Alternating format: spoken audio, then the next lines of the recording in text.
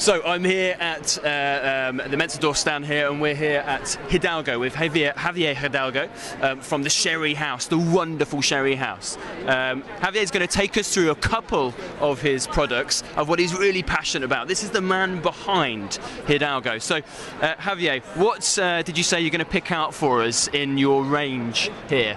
Well, I suggested Manzanilla because Manzanilla is very exclusive from the town where we are based within the cherry district.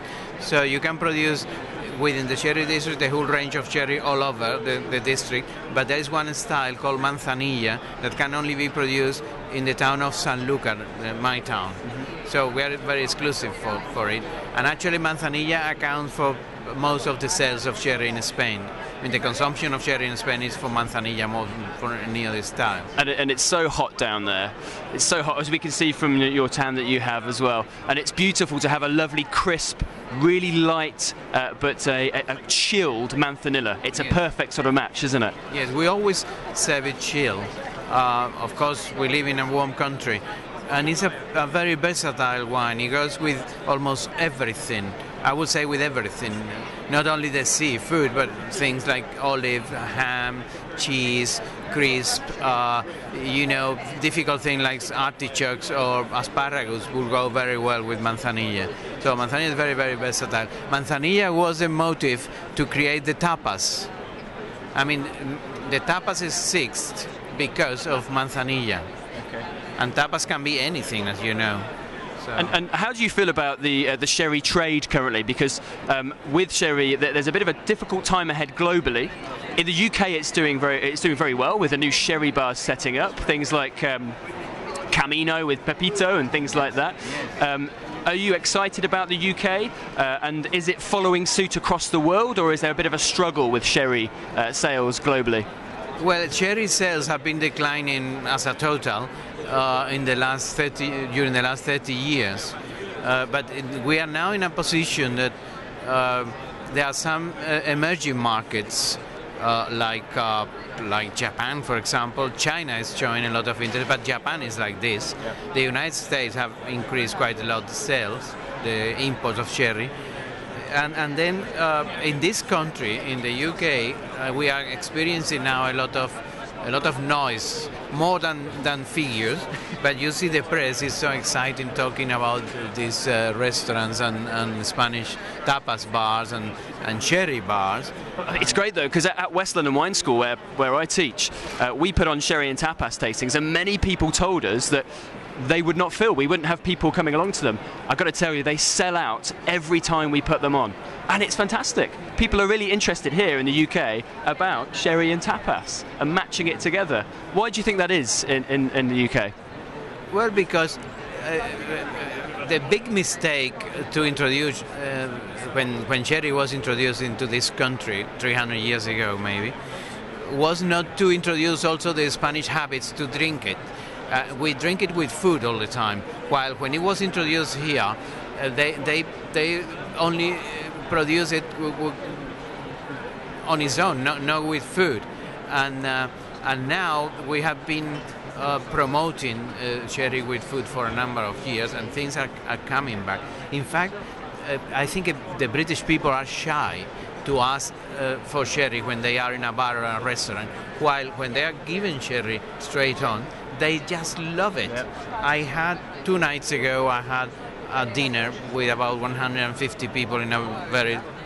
That's a very big dinner. You got a lot of friends.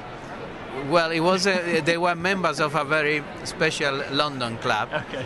And we produced 7 different sherries with all the menu. And you cannot imagine how successful they were, from the very light, dry to the very thick Pedro Jimenez that we produce with the ice cream. It's on vanilla ice cream, and PX is heaven. But you know, Amontillado with beef, for example. We serve Oloroso with a very strong mature cheese. We produce some of the older Manzanilla, aged Manzanilla with scallops, and it went extremely well. So, and people were absolutely delighted. And I say, why don't you dare to ask for it when you It's because they're scared. They're scared because what they know is that bottle of Bristol cream that sits in their nan's fridge, and it's been there for about 20 years. And their nan always has just a thimbleful every Christmas, and that's it. That's what they're scared of. But as you said, you've got this whole range here. You've got Manzanilla, the bone-dry Manzanillas, you've got the Finos, then you have the Orrosos, you have the both sweet and dry, Amontillado. Creams for some kind of puddings and fruit salads and some cheese. Goes very well with cream. I tell you what, I'm getting quite thirsty. I'd like to taste.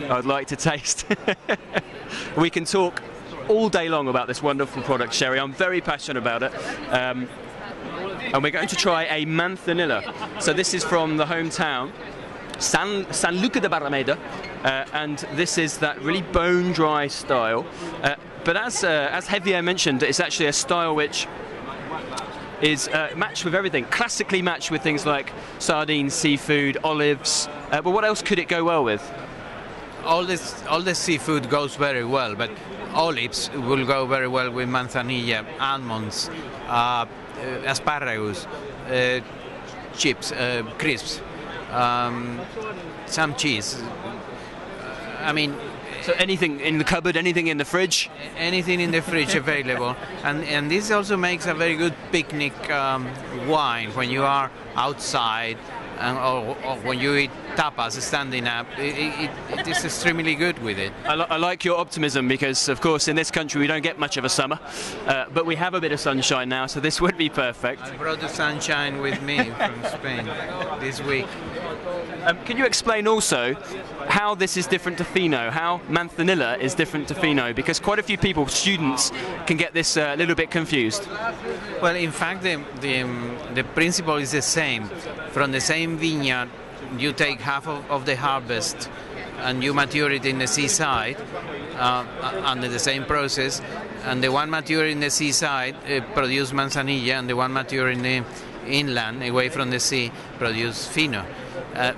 In fact, Fino and Manzanilla are very similar, but still they are different.